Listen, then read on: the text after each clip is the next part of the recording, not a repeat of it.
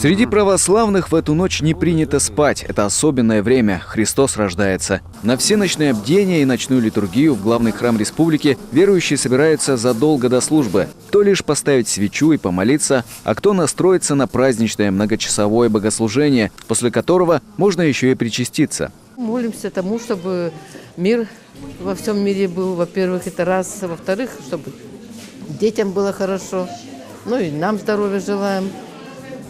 Чего еще? Чтобы любовь была побольше между нами, людьми. Если нет любви, то и не будет счастья.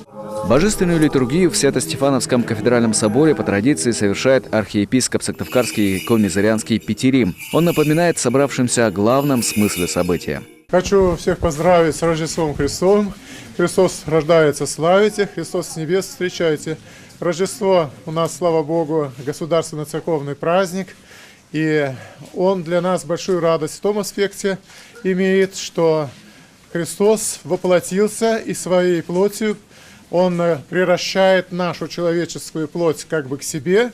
За счет этого совершенства воплощенного Бога мы с вами мистически совершенствуемся. Господу помолимся. Десница Твоя, Господи, прославися в крепости снарка Твоя, Господи. Святой Вертеп – прототип пещеры, в которой родился Иисус. Пожалуй, главные гости в первые минуты Рождества – дети. Здесь наглядно рассказывается о появлении Спасителя в Вифлеемской пещере пастухов. Рождество – самый большой праздник в нашей семье. Каждый год отмечаем. Каждый год приходим сюда, в наш собор. Всегда здесь. Всех с праздником. Такая ночь, особенное настроение, всегда хорошее, праздничное такое. Ждешь чуда всегда.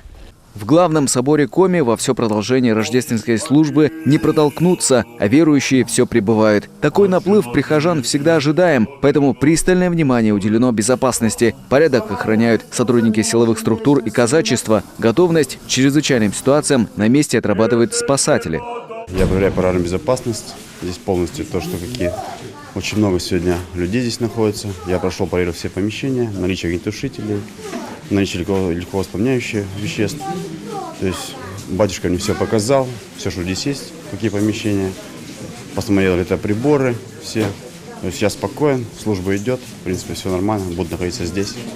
Рождественское богослужение проходит тем временем и в главном храме страны – Христа Спасителя. К верующим с проповедью там обращается святейший патриарх Московский и всея Руси Кирилл. Он призывает чтить чудо рождения Иисуса Христа добрыми делами. Праздник Рождества Христова требует от нас обновления нашей веры, нашего христианского призвания. И когда мы во множестве стоим в храмах и молимся в эту рождественскую ночь, мы должны сами себе сказать, что, выйдя из храма, я не теряю с ним связи. И в воскресный день, по меру возможности, буду в храм Божий приходить. И буду молиться родившемуся Спасителю, буду просить Его о помощи мне в моей жизни. Очень важно, чтобы церковные праздники не были некими яркими эпизодами в нашей жизни. Надо, чтобы каждый праздник, но особенно такой, как Рождество, открывал перед нами новые духовные горизонты жизни. И пусть будет так.